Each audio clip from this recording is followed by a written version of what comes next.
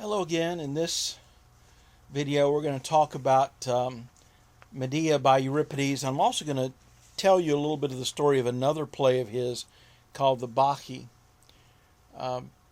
First of all, I hope you read the translator's introduction because it tells you the background story, which the Greek audience would have known, but which you probably don't, about Jason and Medea. And as the play opens, we learn that Jason has left Medea for a new bride, and her initial response is classic depression. She has no interest in anything. She just stays in bed crying. She won't eat. She's not interested in the children. I mean, nothing goes on. Line 120 or so, she calls out wishing to die. And I want to look at the chorus's response. Lines 123 to 126. Thoughtless lady, why long for death's marriage bed which human beings all shun? Death comes soon enough and brings an end to everything.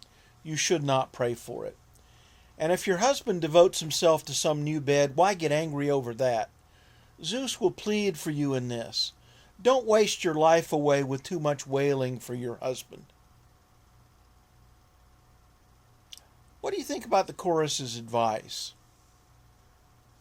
I've had a number of students say they thought it was good advice. She just needs to go on with her life. But is it really that easy? I mean, she has left everything for him. Killed her own brother to facilitate their escape after helping Jason steal the golden fleece from her father. So, I mean, she's burned the bridges to her family behind her. I mean, is it really that easy? Seems to me that this is the worst kind of rejection you can experience. That the person who knows you best says you're not good enough to live with. This to me this comes across as cold, and I tie it to one of my experiences when I was a pastor. I had an elderly couple in one of the churches I served who told me about something that had happened maybe 10 or 15 years before I got there. They had found out that their young grandson was terminally ill with cancer, and they found out on Sunday morning just before going to church. And when they told their pastor, one of my predecessors, his first reaction was, well, he'll be better off in heaven. There are a lot of things he could have said that they wouldn't have remembered, but they remembered that. Because it doesn't take seriously the pain that they were feeling. And that's the way the chorus's advice comes across to me. It doesn't take seriously her pain.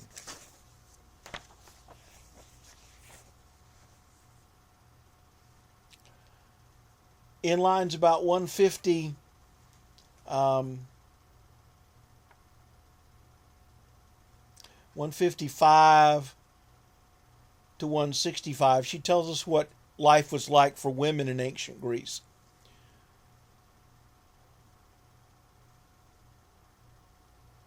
Of all things with life and understanding, we women are the most unfortunate. First, we need a husband, someone we get for an excessive price. In ancient Greece and in India even today, a woman's family has to pay the bridegroom's family a dowry. Now, ladies, think what this is going to do to your self-esteem. Because it's basically saying, you are so worthless, we have to pay somebody to take you.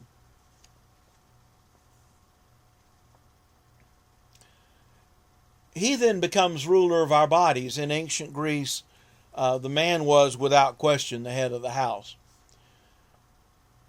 And this misfortune adds still more troubles to the grief we have. Then comes the crucial struggle. This husband we've selected, is he good or bad? For divorce loses women all respect, yet we can't refuse to take a husband. In traditional societies like ancient Greece, for a woman to go unmarried was a major social stigma, a disgrace not only to her but to the entire family. In fact, biblical Hebrew, the Hebrew of the Old Testament, has no word for old maid, for an older, never married woman. If the language doesn't have a word for something, that tells you that that thing was almost unknown in that society. It just didn't happen. And in the ancient world, a man could divorce his wife, but a woman could not divorce her husband.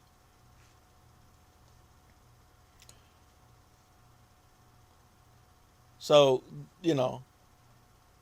she and if he divorces her, then everybody wants to know what's wrong with her.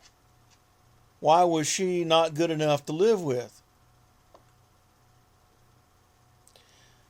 Then when she goes into her husband's home, in traditional societies, when a couple marries, the bride goes to live with her husband's family. With its new rules and different customs, she needs a prophet's skill to sort out the man whose bed she shares. She can't learn that at home.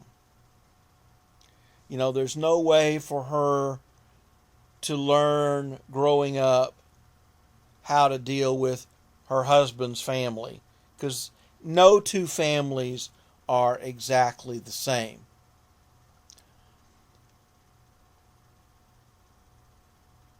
And if our husband accepts the marriage yoke and lives in peace, it's an enviable life. But if the marriage doesn't work, then death is much to be preferred. When a man tires of the company he keeps at home, he leaves, seeking relief for his distress elsewhere outside the home. He gets his satisfaction with some male friend or someone his own age. In ancient Greece, men socialized outside the home much more than women did. The men at least thought it was acceptable for them to have a side chick, not acceptable for their wife to have a side dude, however. You probably also know that homosexuality was accepted in ancient Greece. So, men have more outlets. We women have to look at just one man. Men tell us we live safe and secure at home while they must go to battle with their spears. How stupid they are. I'd rather stand there 3 times in battle holding up my shield than give birth once. Now, I have obviously never given birth, but I have been present at the birth of 3 children. And it does look to be, shall we say, uncomfortable.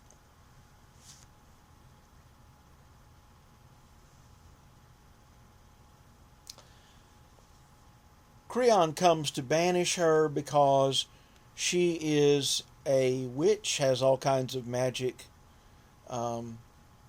spells and potions. She's clever and she has a reputation for a hot temper. And she tries to talk him out of it, but he won't have any of that. But he does give her one break. She asks, line about 219, 220, for a little more time to make some arrangement for her children.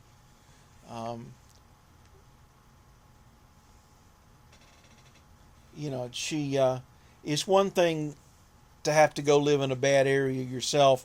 It's another to have to take your children there. And he makes the mistake of granting her that wish.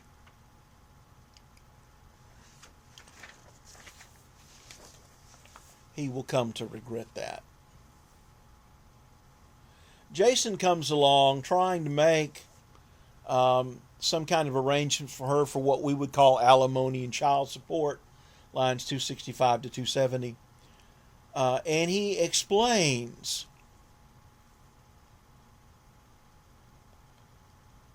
that he could never have bad feelings for her. She, of course, wants nothing to do with him. And points out that she has nowhere to go, really. She can't go back to her own family, not with what she did for Jason. And he, line 300, very important speech, points out how he did more for her than she did for him. First of all, you now live among the Greeks, not in a country of barbarians. Honey, I civilized you. If you still out there at the boundary of the world, no one would talk about you, at least nobody important, meaning nobody Greek. And as for your complaints about this marriage, he argues that it is a business deal, that this was about securing a place for the children he has with Medea as brothers to the children he will have with the princess, his new bride, so that they will have family here in Corinth. Friends desert you when the money runs out, but family sticks with you. He doesn't understand why she is so upset. He doesn't understand her emotions at all. And one of the things that I think Euripides is doing here is he's working with two stereotypes, one of which is still held to some extent today. And that is the stereotype of men as being more logical and rational, women more emotional, intuitive. The other was of Greeks as more logical and rational, and barbarians, non-Greeks, as irrational, emotional. And you see what he's doing? He's kind of lining these two stereotypes up together. You have the Greek man, Jason, logical squared. To him, this is all cold calculation. There is no emotion, doesn't figure into his reasoning at all. And he cannot comprehend why Medea is so upset. Medea, of course, is the barbarian woman, the ultimate in irrational passion. She's all about emotion. And she doesn't buy this business deal thing at all.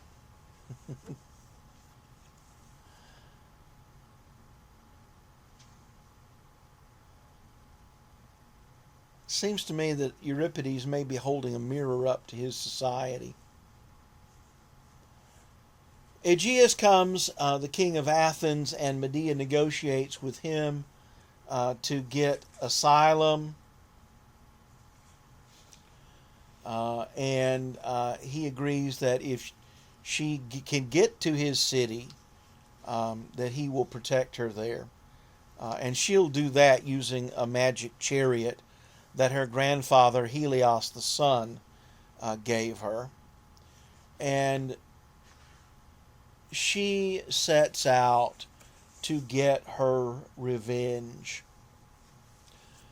not only by killing Jason's new wife, but also to kill the children to get back at him. Even though she grieves over them, she hesitates. The fact is that her hatred of Jason now outweighs her love for her children. And if you think that doesn't happen, think again.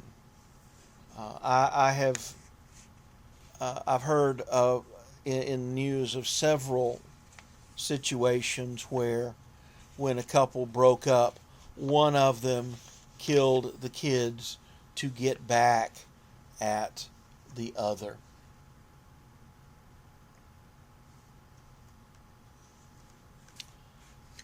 Who's the good guy? Jason and Medea argue about that at the end of the play. Can you really identify either of them as being good?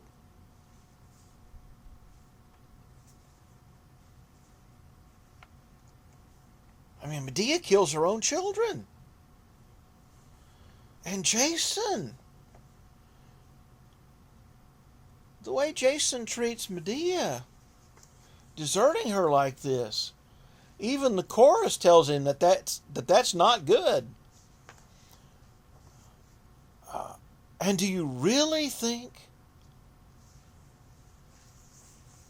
that it's all a business deal?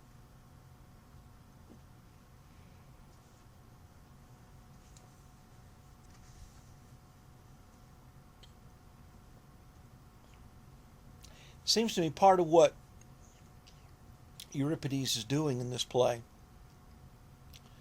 is to say to his fellow Greeks, hey, we like to think that we Greeks are so logical and rational, but really it's just a veneer to hide our own irrational passions, emotions, desires. It's a smokescreen, nothing more. And I think there's a message at the end in the tagline. A lot of scholars think this is just a throwaway, but I don't. The chorus's last speech: Zeus on Olympus dispenses many things. Gods often contradict our fondest expectation. What we anticipate does not come to pass. What we don't expect, some god finds a way to make it happen. Man, this world is crazy. And part of the reason I think that that's not just a throwaway is that that's a theme that runs through Euripides' plays, another of his plays called the Bacchae.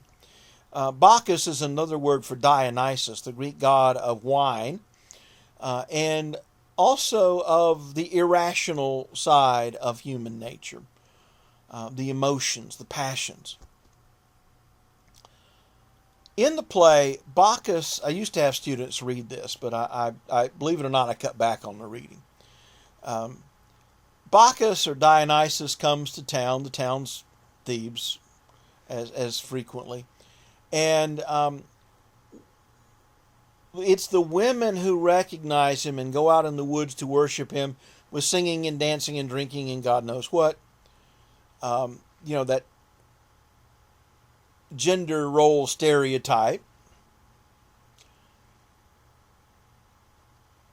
And this upsets the men terribly. After all, now who's going to fix their dinner and take care of the kids? Surely you don't expect a Greek man to do that. Well, the prince arrests Bacchus and throws him in jail. But you can't keep a god locked up. Bacchus breaks free, and he's learned the prince's weakness. He is curious about what the women are doing out there in the woods. And he says he'll take him out there and let him spy on them, but he has to get dressed up in drag because they'll never tolerate a man out there. And so he comes in all dolled up. How do I look? But when they get out in the woods, Bacchus betrays him. And the women, led by his own mother in a frenzy. I mean, the ultimate in irrationality is mental illness, psychosis, right? She thinks that he is a lion. And so they rip him to pieces. And she takes the lion's head by its mane and goes back into town to show her father what she has done. Because she's proud of herself. She killed a lion with her bare hands.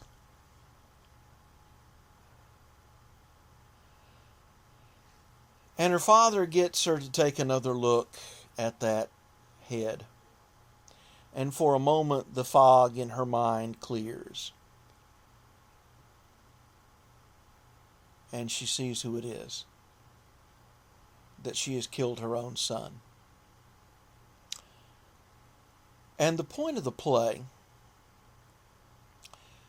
basically is that whether we fight against it as the men do or give into it as the women do, in the end it doesn't matter. The irrational side of our nature will always break through and destroy us. To be human is terrible. It means to suffer for no reason in a world that makes no sense. Now that's about as far away from the confident optimism of the Hellenic era as you could get.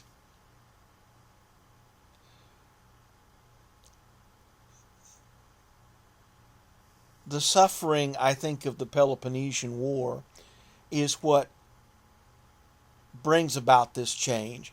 Now, nobody ever went to bed one night in the Hellenic era and woke up in the Hellenistic. Cultural periods don't shift that quickly. But, look at the struggle for equality in American society for people with dark suntans. Okay, and you know what I'm saying. How long that is taking.